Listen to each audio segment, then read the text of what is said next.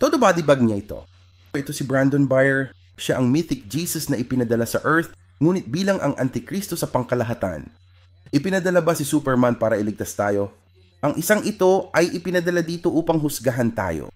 Hindi siya si Moises na lumulutang sa kaligtasan. Siya ay isang sakripisyo na lumiliko sa mismong altar. Ang kanyang pangalan na Brandon ay normal na Amerikano, puting pikit na bakod, ligtas, ngunit ang pagkukuwento ay ganap na naiiba. Siya ang lahat ng bagay na kabaligtaran.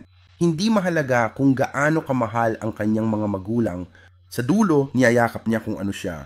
Kung saan sinabi ni Superman, dapat gamitin ang kapangyarihan ng may pananagutan, sabi ni Brightburn.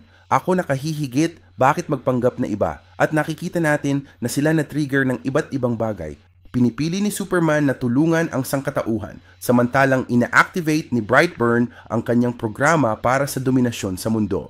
Ang Superman ay may kahinaan, ang Kryptonite, samantalang ang Brightburn wala tayong nakikitang kahinaan. Siya ay isang purong maninila sa tuktok. Siya ay ipinahayag at ang mensahe sa pangkalahatan ay mayroong ilang coding na siya ay kung ano siya, walang halaga ng pag-aalaga na magbabago noon. Hindi ito tungkol sa kapaligiran. Kaya sa tingin ko ito ay kawili-wili pagkatapos ng malapit sa 50 taon ng Superman upang makita ang lahat ng mga variant na ito na nagmula sa kanyang kwento.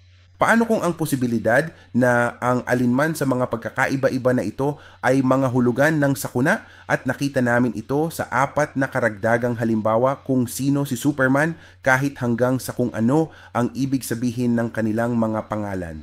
Kaya kung may idaragdag ka pa, sisirain ko rin ito sa mas maliliit na piraso para sa iyo. Ngunit gusto ko ang iyong mga saloobin sa bagong pananaw na ito kung sino si Superman at kung ano talaga ang ibig sabihin niya at kung ano ang ibig sabihin ng iba pang kwentong ito. Umuunlad ba tayo sa paraang akma sa mga salaysay na ito o babalik pa ba tayo sa pag-asa na kinakatawan ni Superman?